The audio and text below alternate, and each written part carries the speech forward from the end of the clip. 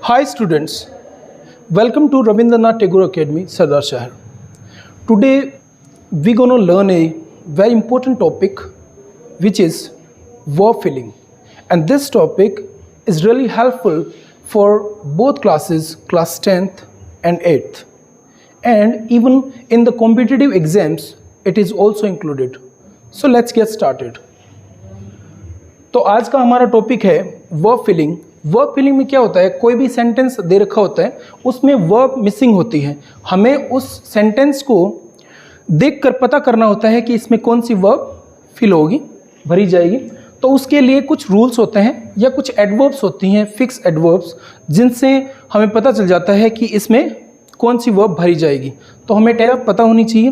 तो पहले देखते हैं कुछ टाइम की एडवर्ब जिनसे हमें पता चलेगा कि इसमें कौन सा टेंस है. चलो देखते हैं. सबसे पहले बात करते हैं प्रेजेंट इंडेफिनिट की. प्रेजेंट टेंस की बात करते हैं. प्रेजेंट टेंस की. प्रेजेंट टेंस सबसे इम्पोर्टेंट टेंस है. क्यों? क्योंकि इसमें वो सभी काम आते हैं जो हम रेगुलर बेसिस पे करते हैं, और रेगुलर बेसिस के जितने भी वाक्य सब प्रेजेंट टेंस में बनते हैं. जैसे मान लो अगर कोई काम महीने में एक बार किया जा रहा है या साल में एक बार किया जा रहा है, यानी एक रेगुलर बेसिस पे अगर किया जा रहा है, तो उसमें प्रेजेंट टेंस का यूज़ किया जाता है. अब हर टेंस के 4 पार्ट होते हैं, 4 parts. Every tense has 4 parts. So present tense के भी 4 पार्ट होंगे. अब इनमें पहला पार्ट जो है वो है present indefinite.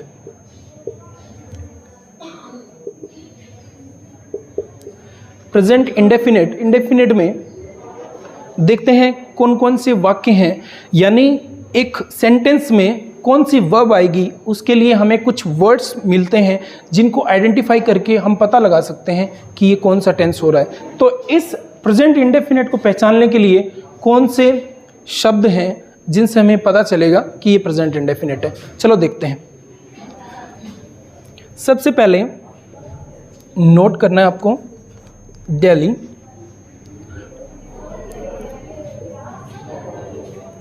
Always, seldom,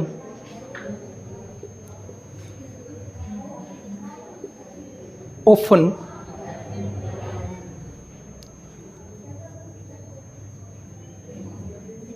generally,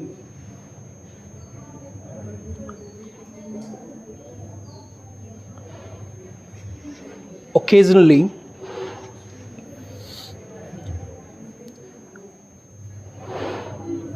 once a day, once a month, once a year. इन शब्दों से पता चलेगा कि ये प्रेजेंट इंडेफिनिट है. इसके साथ ही जैसे ईच डे,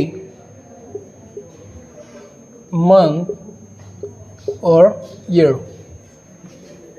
या फिर एवरी डे, मंथ, ईयर.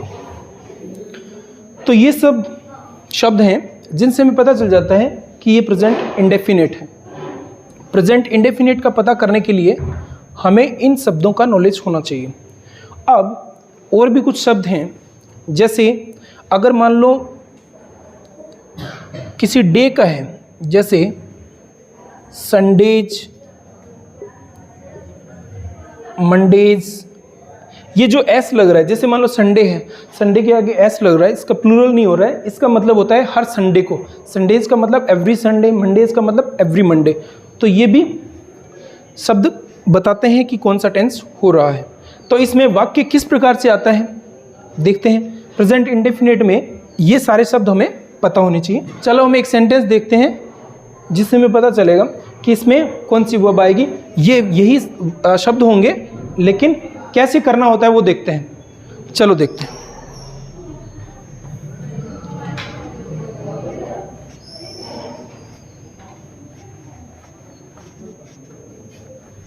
समझते हैं कि वर्ब फिलिंग क्या होती है और किस प्रकार से हमें वर्ब रखनी होती है. एक सेंटेंस लेते हैं.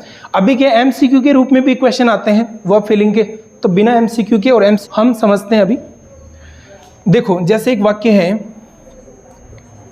Ram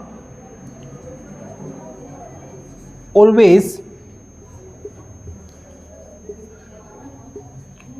do something special. ये जैसे एक वाक्य है, तो इसमें हमें वर्ब दी गई है डू। अब डू वर्ब कौन से टेंस में रखेंगे, किस प्रकार से होगी, कौन सी फॉर्म रहेगी इसकी, सेकंड फॉर्म या थर्ड फॉर्म, आईएनजी फॉर्म, जो भी फॉर्म रहेगी। तो सबसे पहले हमें सेंटेंस को रीड करना है। हमें ये शब्द मिल गया ऑलवेज। ऑलवेज जैसे कि हमने अभी देखा था कि ऑलवेज शब्द किसकी पहचान है, प्रेजेंट इंडेफिनिट की। किसकी पहचान है, प्रेजेंट इंडेफिनिट। तो इसमें क्या रहेगा, इसमें हमें देखना है कि फर्स्ट फॉर्म आएगी। अब फर्स्ट फॉर्म आएगी, लेकिन एक चीज और कि वर्ब हमेशा प्लूरल होती है। वर्ब अपने आप में जो इसका मेन फॉर्म होती है जो इसकी, वो हमेशा प्लूरल होती है। ठीक है, प्लूरल होती है। तो इसमें कुछ ऐड करके, जैसे IES, ES या S ऐड करके उसको सिंगुलर बनाया जाता है। सिंगुलर क्यों बनाया जाता है, ये होता है सब्जेक्ट वर्ब एग्रीमेंट। यानी सब्जेक्ट अगर सिंगुलर है तो वर्ब भी सिंगुलर होनी चाहिए। अब हमें ये तो पता चल गया प्रेजेंट इंडेफिनिट है, यानी इसमें फर्स्ट फॉर्म आनी है। लेकिन यहां पे देखने वाली बात है कि यहां पे सब्जेक्ट क्या है, सब्जेक्ट तो सिंगुलर है, तो हमें वर्ब भी सिंगुलर रखनी है। तो सिंगुलर रखने के लिए हम क्या करेंगे, इसको सिंगुलर बनाएंगे। जैसा कि हमने पढ़ा था कि अगर कोई वर्ब है, उसको जैसे प्लूरल फॉर्म में होती है वर्ब, उसको सिंगुलर बनाने के लिए क्या ऐड किया जाता है। तो हमने देखा कि ओ, अगर लास्ट में किसी वर्ब के लास्ट में ओ हो, ठीक है, और उससे पहले कॉन्सोनेंट हो, तो उसमें ES ऐड किया जाता है। ठीक है, उससे क्या होता है, वो सिंगुलर बन जाता है। अगर नाउन है तो भी यही रूल फॉलो करता है, यानी लास्ट में क्या होना चाहिए, ओ है, ओ है तो ओ का रूल क्या कहता है कि लास्ट में ओ हो, ओ से पहले कॉन्सोनेंट हो, तो उसमें ES लगाकर उसको एक वचन बनाया जा सकता है। किसको, वर्ब को। अगर मान लो नाउन है, ठीक है, नाउन की बात करें, जैसे मान लो मैंगो, ठीक है, ये मान लो नाउन है, तो नाउन में इसमें भी ओ आया है, लेकिन ओ से पहले क्या है, इसमें कॉन्सोनेंट है, जी, व्यंजन है। तो इसको अगर हम प्लूरल बनाएंगे तो इसमें भी ES ऐड होगा। ठीक है, तो यहां पे हम क्या लिखेंगे, डू को सिंगुलर बना के, यानी इसमें आएगा डज। तो ये वाक्य बन जाएगा, Ram always does something special. ठीक है, अब एक और देखते हैं।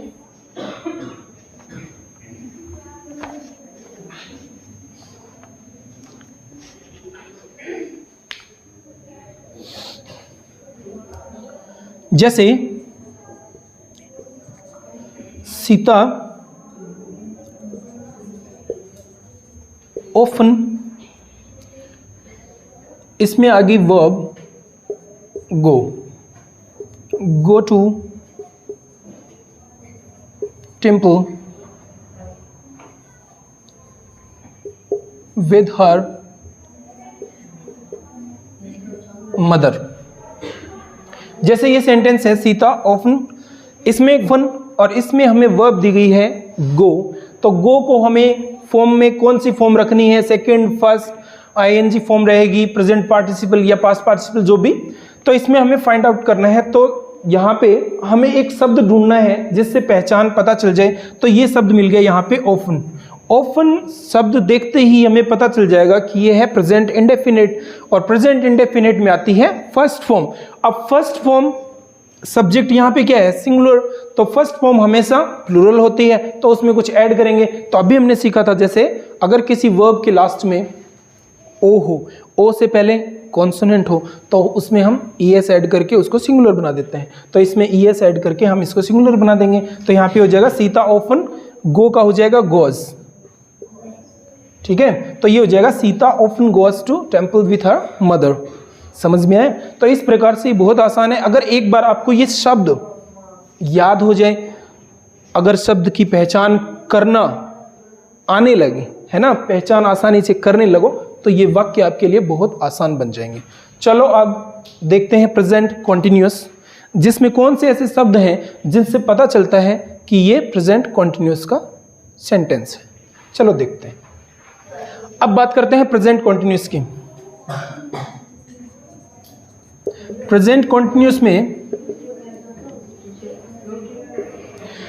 कॉन्टिन्यूस में कौन से ऐसे शब्द हैं जिनसे प्रेजेंट कॉन्टिन्यूस में ऐसे कौन से शब्द हैं जिनसे हमें पता चल जाता है कि ये प्रेजेंट कॉन्टिन्यूस है? चलो देखते हैं।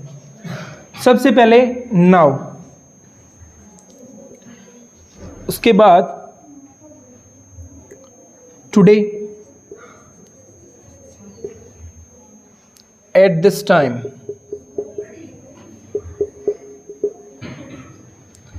At present,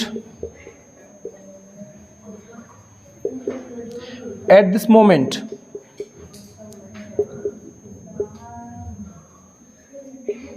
still। तो ये शब्द जो है वो हमें बताते हैं कि ये प्रेजेंट कॉन्टिन्यूस है। Now, today, at this time, at present, at this moment, still, these days.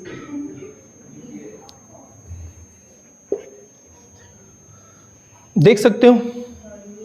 अब देखते हैं सेंटेंस।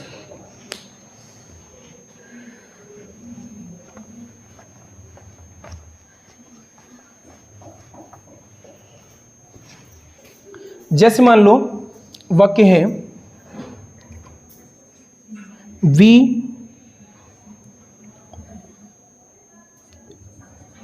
इसमें वर्ब आ गई लर्न। वी लर्न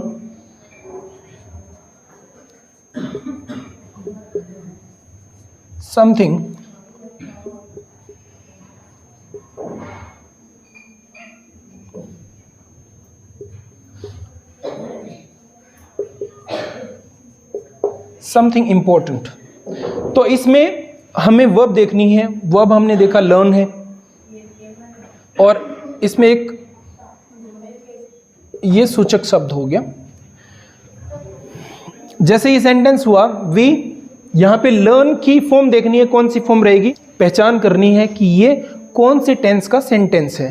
तो वो कैसे पहचान होगी? कोई एक पर्टिकुलर शब्द हमें ढूंढना है जो हमें बताए कि ये प्रेजेंट कॉन्टिन्यूस है। तो हमने जैसे सेंटेंस देखा, हमें सेंटेंस में एक शब्द मिला नाउ, और हमने अभी पढ़ा कि नाउ शब्द होता है वो क्या बताता है कि ये प्रेजेंट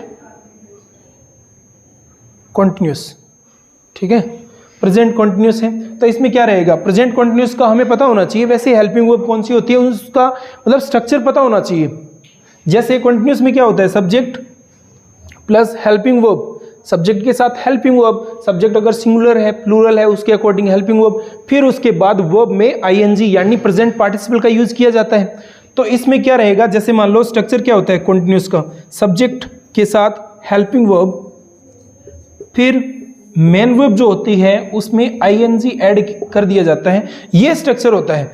तो हमें सब्जेक्ट मिल गया वी, अब इसके साथ हमें वर्ब मिली है लर्न, और हमें पता चल गया कि ये प्रेजेंट कॉन्टिन्यूस है। तो हम क्या करेंगे? इसमें वी के साथ आर लिखेंगे, आर आता है वी के साथ, और लर्न का हो जाएगा लर्निंग, ठीक है।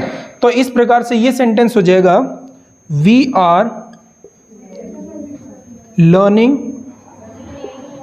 something important now, something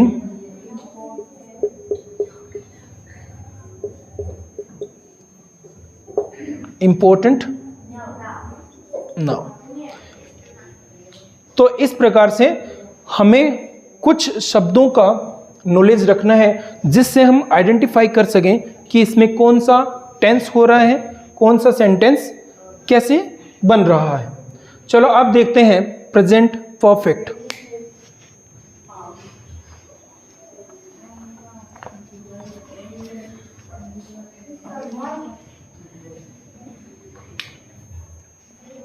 present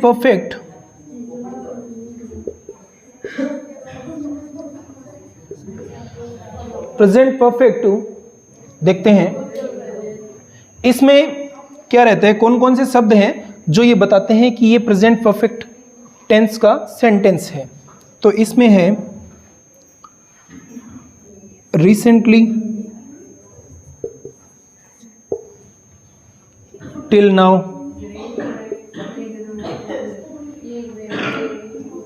so far,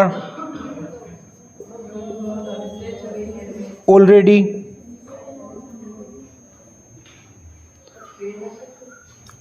present perfect में कौन कौन से, रिसेंटली, टिल नाउ, सो फार, ऑलरेडी। तो इन शब्दों से हमें पता चल जाएगा कि ये प्रेजेंट परफेक्ट है। और भी शब्द हैं लेकिन इन्हीं से देखते हैं, एक वाक्य देखते हैं जिससे हमें पता चल जाएगा कि ये करना किस प्रकार से है। जैसे आई स्पेस या ब्लैंक ऑलरेडी,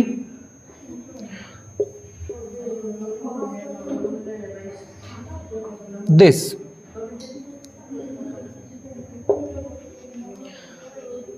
ये जैसे है, तो इसमें हमें शब्द दिखाई दिया ऑलरेडी, तो ऑलरेडी हमने अभी देखा है ये ऑलरेडी, तो ये कौन सा टेंस हुआ, ये टेंस हुआ प्रेजेंट परफेक्ट। तो प्रेजेंट परफेक्ट में जो सेंट क्या होता है वो हमें पता होना चाहिए। तो वो स्ट्रक्चर होता है सब्जेक्ट के साथ हैव या हैज़, और उसके साथ आती है वर्ब की थर्ड फॉर्म यानी पास्ट पार्टिसिपल के रूप में। तो सब्जेक्ट है आई प्रेजेंट में प्लूरल होता है, तो आई के साथ आएगा हैव, ठीक है, आई के साथ हैव, और डू जो फॉर्म है उसका आ जाएगा डन, ठीक है। तो ये सेंटेंस किस प्रकार से बन जाएगा, आई हैव, यहां पे आ जाएगा done, I have already done this, I have already done this. तो इस प्रकार से ये वर्ब फिलिंग चलेगी। अब आगे के टेंस और कुछ आइडेंटिफाई करने वाले शब्द जो हैं वो हम अगले वीडियो में पढ़ेंगे।